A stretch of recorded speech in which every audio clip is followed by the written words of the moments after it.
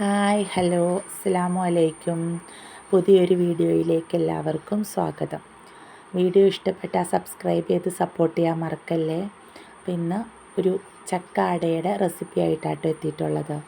എല്ലാവർക്കും അറിയാം അട എങ്ങനെയാണ് ഉണ്ടാക്കണതെന്ന്. ഞാൻ ഉണ്ടാക്കുന്ന രീതിയാണ് നിങ്ങളോട് ഷെയർ ചെയ്യണം. അപ്പോൾ വരിക്കച്ചക്ക ആട്ടോ എടുത്തിട്ടുള്ളത്. അത് നല്ലതുപോലെ മിക്സിയിൽ അരച്ച് പേസ്റ്റാക്കി വെക്കണം. പിന്നെ അതിലേക്ക് വേണ്ട സാധനങ്ങൾ എന്തൊക്കെയാണെന്ന് നോക്കാം. ശർക്കര, മധുരത്തിന് ആവശ്യമായ ശർക്കര പാവ് കാച്ചിയെടുക്കണം.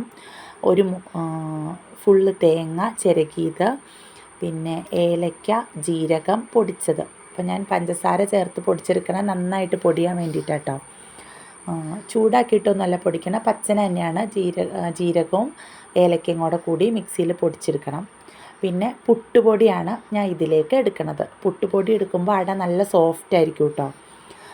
അപ്പോൾ ആവശ്യത്തിനുള്ള പുട്ടുപൊടി എടുത്തിട്ട് അതിലേക്ക് നമ്മൾ അരച്ച് വച്ചിരിക്കുന്ന ചക്ക ചേർത്ത് നല്ലതുപോലെ കൈ വെച്ച് കുഴച്ച് യോജിപ്പിച്ചെടുക്കണം. കുറച്ച് ചക്ക ഒഴിച്ച് വേണം യോജിപ്പിച്ചെടുക്കാൻ. അപ്പോൾ പുട്ടുപൊടിയുടെ നനയനുസരിച്ച് നമ്മളിങ്ങനെ ചേർത്ത് കുഴച്ച് കൊടുക്കണം കേട്ടോ. ഒരു ചക്ക ചേർത്ത് നല്ലതുപോലെ കുഴച്ച് കഴിഞ്ഞിട്ട് ഒരു 5 മിനിറ്റ് ഒന്ന് റെസ്റ്റ് ചെയ്യാൻ വയ്ക്കുമ്പോഴത്തേനും മാവൊന്ന് മുറുകി വരും. ആ മുറുകി വന്നു കഴിയുമ്പോൾ നമ്മൾ ചിരകി വെച്ചിരിക്കുന്ന തേങ്ങയും കൂടെ ചേർത്തിട്ട് നല്ലതുപോലെ മിക്സ് ചെയ്യണം. അപ്പോൾ തേങ്ങയും ചേർത്ത് മിക്സ് ചെയ്ത് കഴിഞ്ഞപ്പോഴും മാവ് കുറച്ചുകൂടെ ടൈറ്റ് ആയതുകൊണ്ട് ഞാൻ അരച്ച് വെച്ചേക്കുന്ന ചക്ക കുറച്ചുകൂടെ ചേർക്കുന്നുണ്ട് കേട്ടോ. അപ്പോൾ ആ ചക്കയും കൂടെ ചേർത്തപ്പോഴാണ് മാവ് കറക്റ്റ് കൺസിസ്റ്റൻസി ആയത്. അപ്പോൾ ആ ചക്കയും കൂടെ ചേർത്ത് നല്ലതുപോലെ കുഴച്ച് യോജിപ്പിച്ചതിന് ശേഷം നമ്മൾ പൊടിച്ച് മാറ്റി വെച്ചിട്ടില്ലേ ഏലക്കയും ജീരകവും, അതും കൂടെ ചേർത്ത് നല്ലതുപോലെ യോജിപ്പിച്ച് ഒരു 5 മിനിറ്റ് ഒന്ന് റെസ്റ്റ് ചെയ്യണം. അപ്പോൾ ഒന്നുകൂടെ മാവ് മുറുകി വരും. അതിന് ശേഷം വേണം നമ്മൾ ശർക്കരപ്പാവ് ഒഴിക്കാൻ കേട്ടോ. ശർക്കരപ്പാവോടെ ഒഴിച്ച് കഴിയുമ്പോൾ ഒരുപാട് ലൂസും ആവരുത്, ഒത്തിരി ടൈറ്റും ആവരുത്. ആ ഒരു രീതിക്ക് വേണം മാവെടുക്കാൻ. ദെൻ എടനേലയാണ് ഞാൻ അട ഉണ്ടാക്കി എടുക്കണം. അതിൽ അട ഉണ്ടാക്കുമ്പോഴാണ് കേട്ടോ നല്ല ടേസ്റ്റ്.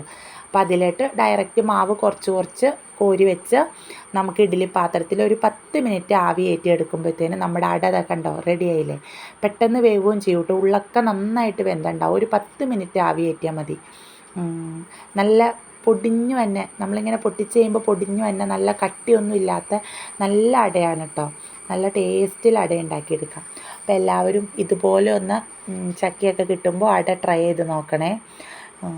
അപ്പോൾ റെസിപ്പി ഇഷ്ടമായി കഴിഞ്ഞാൽ സബ്സ്ക്രൈബ് ചെയ്ത് സപ്പോർട്ട് ചെയ്യാൻ മറക്കരുത് കേട്ടോ. വീണ്ടും മറ്റൊരു വീഡിയോയായിട്ട് കാണും വരേക്കും. ബായ്.